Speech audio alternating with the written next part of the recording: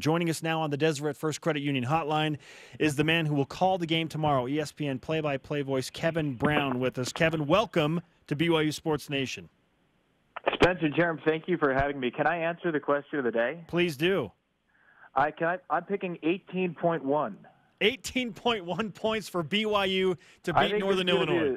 A special afternoon where we're magically going to get decimals into football scoring just to change it up. Now it's fantasy football all of a sudden. Yes. What happened? Come on, 2-yard run. Let's go. Hey, that's right. 4 days ago, you tweeted that you might be going to Bam Bam's or something. You doing that today? I think I have no choice. I'm not super active on Twitter, so if I get 6 people to like one of my tweets, that's great. I think I had close to 250 people like that tweet, Nice. which is just weird. Welcome to BYU Twitter, Kevin. Yeah, BYU Twitter. You guys are all over it. I appreciate it.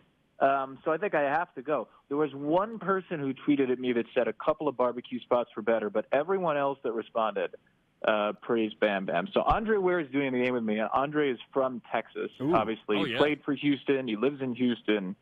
And when we got this assignment, I said, we're going to BYU. You know, what do you know about there? Because this is my first time out here. This is my first time actually breathing the fresh air, non-Salt Lake Airport division of Utah. Okay. And I just got back from a hike of Y Mountain, and I'm glad I got back in time for this show. But I'm loving it so far. Anyway, we're getting sidetracked. But Andre said, number one, it's the most beautiful place I've called a game because of the mountains. And number two, they may have the best barbecue I've ever eaten. Whoa. I said, what are you talking That's about? saying a Really? lot. Provo, Utah has the single best barbecue? You're from Texas. He said, I'm not kidding, man. We've got to go to Bam Bam's. And BYU Twitter has supposedly backed this up, so I guess we're going tonight. Andre's on a plane right now, I think, because they had the Texans game last night. So he should be landing soon, and then we can firm up those plans. High praises from Andre Ware. Yeah, and after the Hawaii game, we found ourselves there at 3 a.m. No joke. So, yeah, we highly recommend serious? it. Yes. Yeah. True story. Wow. So how late is it open? It's Or well, is it's it not just- open just for like a everybody BYU at 3 TV a.m. special? Yeah, All right, I see. yeah. You caught our drift. Oh, great stuff. Kevin Brown with us on BYU Sports Nation. We've got his meal plans all locked down. He's hiked the That's Y. the most important thing. We're excited for you to enjoy that backdrop when you get into the press box at LaVelle Edwards Stadium to call the game.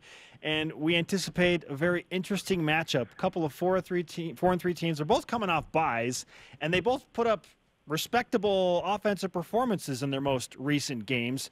BYU's offense is looking to get back on track again after 49 against Hawaii, but Northern Illinois' defense, as we have said early in the show, is really stout. What kind of matchup do you expect tomorrow? I do think, and this may be the easy way to answer the question based on statistics, but I do genuinely think it will be a low-scoring game. And I know BYU got on track last game against Hawaii. There are a couple of factors here. One, you mentioned Northern Illinois' stout defense. They are good, and they're not just good as a MAC team. Iowa eventually broke away, but that was a 3-0 game in the third quarter. Again, Florida State eventually broke away because of a couple of turnovers. Utah scored 17, and 7 of those came on an interception late. So they have played well against non-MAC teams, against those Power 5 teams defensively. They have one of the best defensive ends in the country, and again, I don't care what conference you're talking about. Sutton Smith is an All-American. As I'm sure people here are now well acquainted with his story, a converted running back who moved to linebacker, who really out of nowhere became this freak last year, leading the nation in tackles for loss. So I think this is a legitimate defense. They have at least one NFL player in Smith, if not a couple of others that will be at least looked at by the draft. Josh Corcoran is one. Antonio Jones-Davis, the linebacker, has had an excellent year. Kyle Pugh in the middle.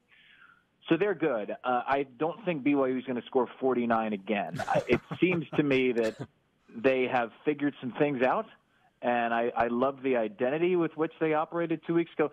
Andre and I were in Kansas State a couple of weeks ago, and they wore Oklahoma State down and pounded the ball and pounded it and pounded it. And after the game, the talk was, well, Kansas State found its identity. It took 7 games in. And that's sort of how I felt watching the BYU-Hawaii game back. It's like, this is a team that looks like it just found its identity on offense with 4 good backs, with a line rounding into form, and with a quarterback who gives you really a 5th running option and then a 6th if you count Hefo and the jet sweeps. But I just think this is a much better Northern Illinois defense. I'm interested to see what they do, how they game plan for Wilson now that there is a full game of film out on him and now that they've had 2 weeks for it. I don't know what the bye week means because both teams are coming off bye. I generally feel like the defense has maybe got a little bit of a leg up earlier when you have that extra week to prepare. So my anticipation is this will be a lower scoring game on both accounts because of the strength of that NIU defense. What do you think of Zach Wilson? Only 1 start and 1 game of film, but impressive against not the strongest defense in Hawaii, but here we have start number 2 for Zach Wilson against a formidable defense. Yeah, there were a couple of moments that stood out to me, and overall, how could you not be impressed by the kid? He looked not at all like a 19-year-old making his first start. There were a couple of moments that stood out. One was when he was intercepted, because the pass before he was nearly intercepted, he went back through another one into coverage, and whatever was said to him after the game, after that play, it seems like he got the message, because I don't remember another decision that was that reckless afterward. And the other was the 3rd and 15 early in the game, when he made a quick decision and ran it for a touchdown from, I think, about 25 or so yards out.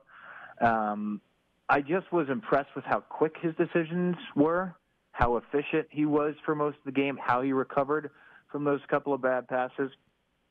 Had I not known it beforehand, I would genuinely not, just as a fan, I would genuinely not have thought, oh, this is a kid starting his first game. You would have thought this was someone seasoned. I was really impressed by him. I have seen Mangum over the years, and again, I'm impressed with the way that he can work in that more West Coast style, that efficiency underneath. But it does seem to me like Wilson gives them a completely different element in the run game mainly. And then I'd like to see him air out the arm a little bit because it was impressive just watching from afar. I really am excited to see him go in person. And I think if Sutton Smith is chasing him down, he's a quarterback that can actually make plays and escape because of his mobility, and that gives him a huge advantage. ESPN play-by-play voice Kevin Brown with us on BYU Sports Nation. He'll call Northern Illinois and BYU tomorrow, 3:30 Eastern, 1:30 Mountain on ESPNU. Northern Illinois is giving up a good chunk of yards through the air per game. 82nd ranked pass defense in the country. Is BYU now facing a scenario where they have to pass to set up the run against this front? I think you do what your strength is first. I don't think if BYU takes a few drives and gets stonewalled on the run, I don't think it's going to be 21-0 Northern Illinois. I think they can afford to be a little bit patient offensively because this isn't a great NIU offense. They played better late in the game last week, but it's not a great offense. BYU is certainly the better offensive team in this matchup. Defensively, it may be Northern Illinois, but BYU is certainly the better offensive team. So I'd try to run it again early. I mean, after what they did last game, with the potential addition, I haven't seen word today. I don't know if you guys have, but I haven't seen word today on Squally Canada. Last I was told it was still up in the air. But with that potential addition, plus the other running backs, plus Wilson, I'd absolutely try to establish the run again early. When you worked so well with it last week, give that a few drives, go for it, see if you can have success there. And if it's 21-0 Northern Illinois after the first, I'm dead wrong about this. You throw everything out the window. But I really don't see it because I think that's an offense that struggled. And it's a pretty good BYU front, and I think they will have some success. So I see this as more of a feeling out game, especially with a couple of weeks off early on. But I think BYU would be foolish to try and abandon what worked so well 2 weeks ago at the start. Even with that pass defense and what you said, I think they can make plays on them. But with the way you ran the ball, I think that's where you start. That's your baseline now.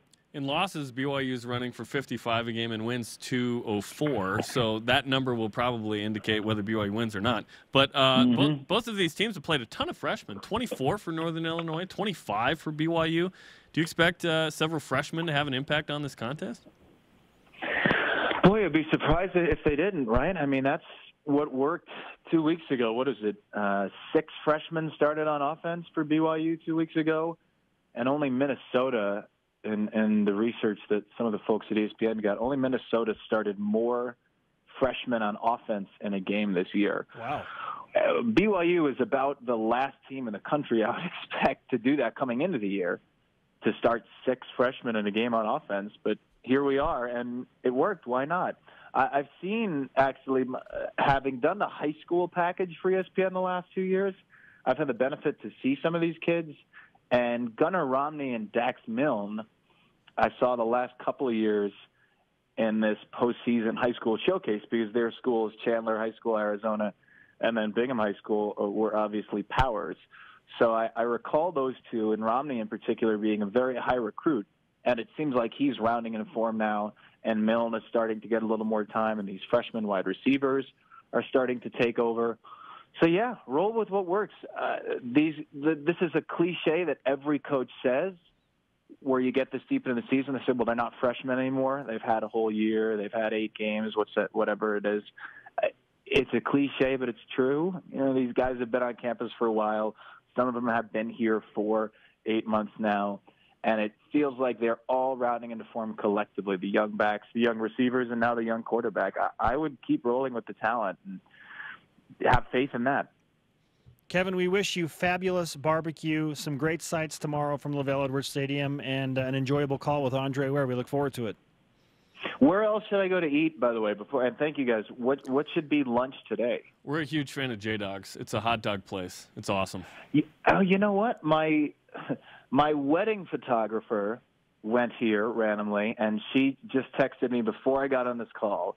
And the first thing she said was, if you love hot dogs, go get a Polish dog from J-Dog's Yes. while you're there. Beautiful. You're set, man. So there you go. You're set. Shout out Allison Sullivan. And if you're getting married in the New York City area, look up Allison Sullivan, wedding photographer extraordinaire, and BYU alum. How about that? I never thought we would be discussing this on BYU Sports Nation. But hey, why not? She also said go to the bookstore and get a few chocolate-covered cinnamon bears. Yes. And she said you'll either love them or hate them. Yeah, you're all over it. Kevin, you're set, man. Yep. You're set. You hike the Y, in. you're good. Check. I'm staying. Oh, great stuff, man. Thanks for the time. Thanks, guys. Appreciate it. Kevin Brown on the Deseret First Credit Union Hotline. Deseret First, your values, your timeline, your financial future.